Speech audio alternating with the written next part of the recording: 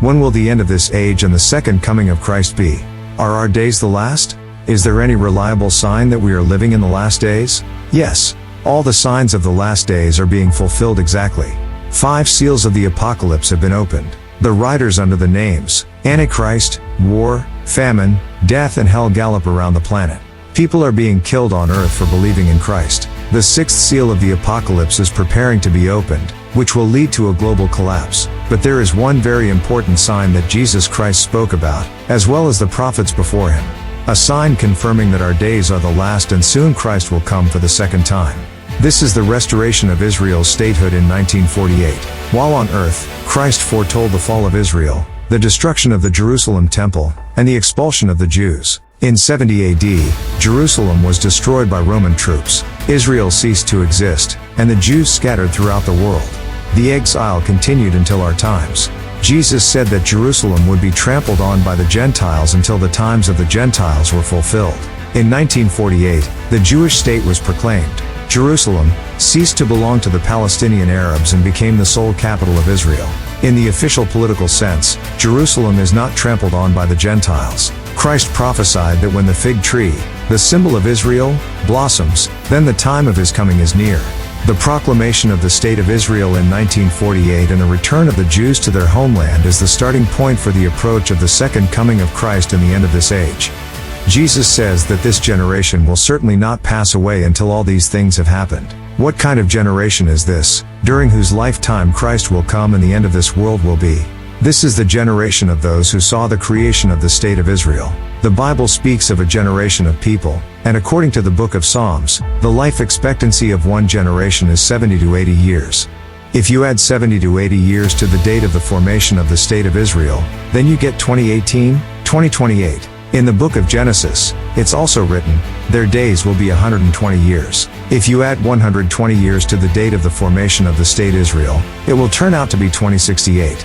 We are not trying to determine the date of the end of the world, but on the basis of the prophecies of Christ, it's clear that this generation will not pass away. How all this will come true? Think about it, all the biblical prophecies about the expulsion of the Jews were exactly fulfilled. Prophecies about their wanderings were fulfilled until the 19th century. But in the 20th century, all biblical prophecies about the return of Jews to their homeland began to be fulfilled. We are living in a historic moment of the fulfillment of the most colossal end-time prophecies. The prophet Ezekiel, more than 2,500 years before the fulfillment of the prophecy, foretold, "This is what the sovereign Lord says, I will take the Israelites out of the nations where they have gone. I will gather them from all around and bring them back into their own land. I will make them one nation in the land, on the mountains of Israel. There will be one king over all of them." Preparations for the second coming of Christ, the one King of Israel, united the people divided and disunited for thousands of years. Today in Israel they say, Jews of more than 100 nationalities have gathered here. They continue to gather from all over the world, from all countries, peoples and continents. It is impossible to stop God's plan.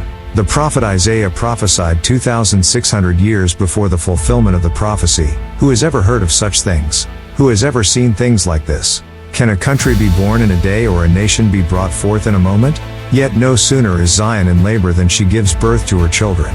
Usually, states arise as a result of long historical processes. The Jewish people, having experienced labor pains, proclaimed the formation of a state on one particular day.